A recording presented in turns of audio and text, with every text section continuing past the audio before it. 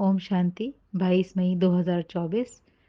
बाबा के साकार रूप के चले हुए मधुर महावाक्य, जिसमें बाबा आज इशारा दे रहे हैं कि चैतन्य हीरे अपनी कमियों को निकालते चलें।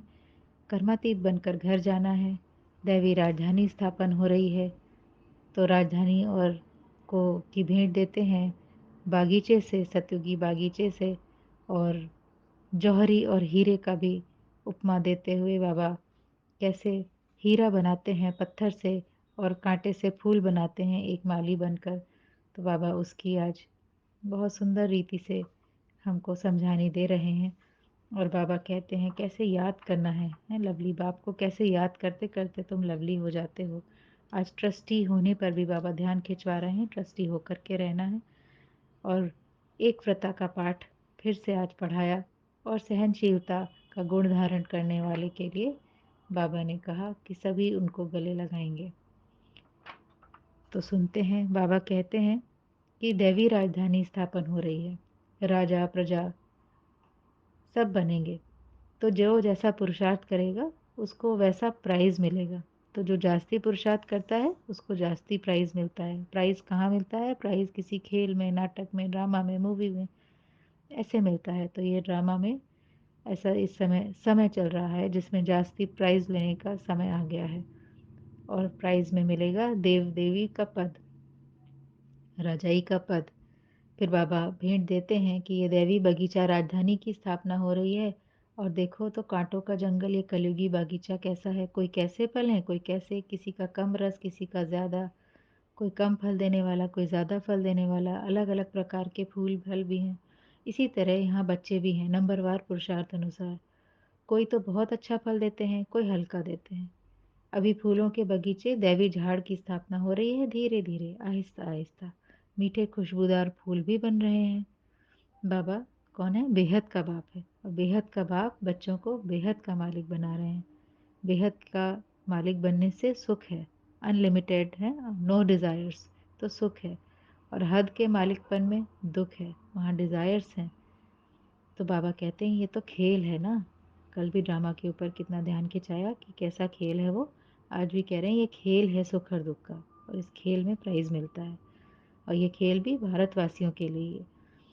फिर बाबा कहते हैं कि बाबा बच्चों के गुण और अवगुण देखते रहते हैं। गुण वाले फूल हैं और कांटे क्या है? अवगुण है। और बच्चे भी खुद समझते हैं अपनी खामियां, तो झट लिख सकते हैं कि अभी संपूर्ण बने नहीं हैं, बनना ज़रूर है। और कल कल बने हैं, कोई संशय नहीं है कि नहीं बनेंगे। पर बाबा कहते हैं अपनी खामी बताएंगे तो बाबा उस पर समझाएंगे। तो मतलब खामी बताएंगे तब जब रियलाइजेशन होगा, और रियलाइजेशन से फिर जो समझ बैठेगी वो ट्रांसफॉर्मेशन करेगी। मुख्य खामी है ही देह अभिमान के कारण। बाबा कहते हैं देह छोड़कर जाना है ना, दैवी गुण को भी यहीं धारण करना है। और कर्मातीत होकर, कर्मातीत बनकर अब घर जाना है। कर्मातीत अर्थात अब कर्म के कोई भी प्रभाव आत्मा पर इन्फ्लुएंस ना करे, किसी भी प्रकार का कोई प्रभाव न डाले। इसीलिए अंदर में कोई भी फ्लॉ नहीं रखना चाहिए। अपनी जांच करके कमियां निकालते रहो, और अंत अवस्था में एक बाप और कोई भी याद ना आए। बाबा कहते हैं तुम तो चैतन्य हीरे हो ना। चैतन्य जो हीरे हैं वो अपनी फ्लॉज को समझ सकते हैं और निकाल सकते हैं। स्थूल हीरे तो नहीं निकाल सकते हैं। तो बाबा कहते हैं तुम्हें पुरुषार्थ से ऐसे हीरे जैसा बनना है। अभी तो बाबा बता रहे हैं कि तुम पत्थर बुद्धि हो ना। तो इस पत्थर बुद्धि में जैसे जैसे ज्ञान का प्रकाश चलता जाएगा, ज्ञान की धार बैठेगी, तो बाबा पत्थर से उसको हीरा बना देंगे, फ्लॉलेस हीरा। और जितना ज़्यादा हीरा फ्लॉलेस है उतनी ज़्यादा उसकी वैल्यू है। बाबा कहते हैं ये तो जवाहरात की दुकान है, तुम हर एक जौहरी हो। हीरा परखना, देखना, फ्लॉलेस बनना, ये सब तुम कर सकते हो। चैतन्य हीरे जान सकते हैं ना हमारे में क्या क्या खामी है, जो बाप से बुद्धि योग थोड़ा कहाँ ना कहाँ भटकाते हैं। बाबा कहते हैं कि बाप से बुद्धि योग क्यों टूटता है? क्योंकि तुम उल्टा बन गए हो ना। उल्टा बन गए हो मतलब देह की दुनिया को ही अपना समझा है। अब सुलटा बनो। सुलटा बन के क्या होगा? फिर बुद्धि योग नहीं टूटेगा, कि सुलटा बनने से पता है कि मेरा असली घर क्या है, मैं कौन हूँ, कहाँ से आई हूँ, मेरा पिता कौन है, मेरा असली रिश्ता है कहाँ। तो फिर बुद्धियोग नहीं भटकेगा। बाबा कहते हैं मामेकम याद करो, दूसरा कोई ना याद आए। गृहस्थ व्यवहार में रहते बाप को याद करना है। सबसे जास्ती खाद है ही देह अभिमान की, तभी देह की तरफ बुद्धि चली जाती है। यही वजह है ना, स्वर्ग में भी देह थी लेकिन वहां पर उल्टा नहीं थे, सुलटा थे, तो देह की तरफ बुद्धि नहीं जाती थी। देह में रहते देही अभिमानी होकर रहना, यही अवस्था जमाने में समय लगता है। बुद्धि में सिवाय बाप और घर के कुछ याद ना आए, इसीलिए अंतर्मुखी होकर देखो। अंतर्मुखी होकर देखो, क्या देखो? ये देह की दुनिया मेरी नहीं है, ये प्लास्टिक वर्ल्ड है, ये डॉल्स की दुनिया है, ये आत्मा की दुनिया नहीं है। इन आँखों से देखने वाली चीज़ कोई भी सामने ना आए, ऐसी अवस्था जमानी है। बुद्धि में सिवाय एक बाप और शांति धाम के कुछ न याद आए, क्योंकि कुछ भी तो साथ नहीं ले जाना है। हम तो यहाँ मेहमान हैं ना, तो जो मेहमान है वो साथ नहीं ले जाता है, तो उसको वो स्मृति रहे, तब हमारी देही अभिमानी अवस्था बनेगी। तो बाबा बार बार कह रहे हैं अंतर्मुखी होकर के देखो अपने में क्या खामी है, कहाँ तक देह अभिमान है।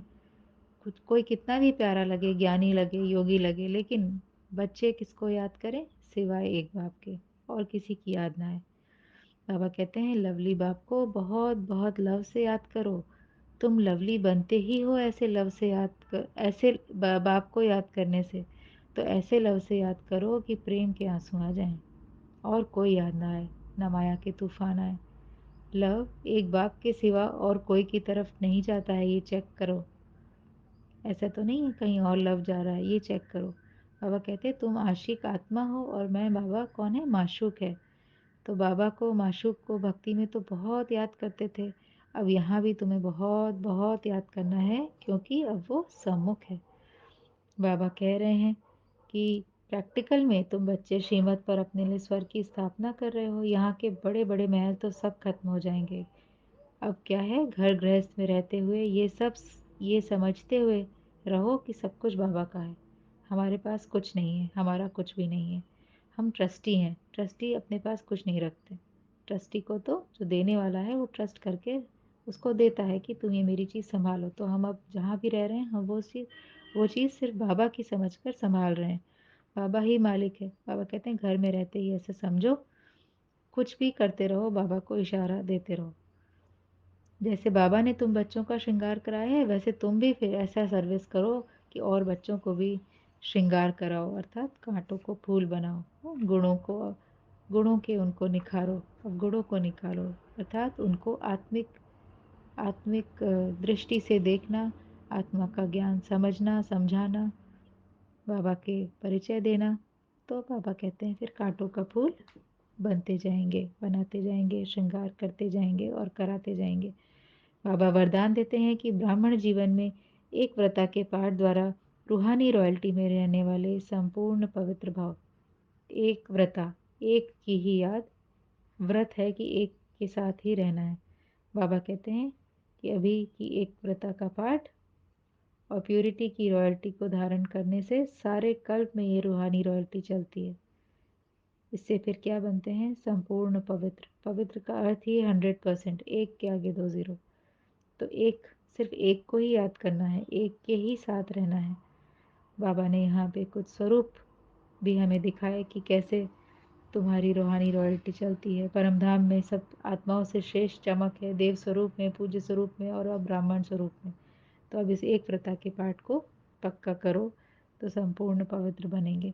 और स्लोगन है कि आप सहनशीलता के देव और देवी बनो, तो गाली देने वाले भी गले लगाएंगे। इतनी पावर है सहनशीलता के गुण में। अच्छा, ओम शांति।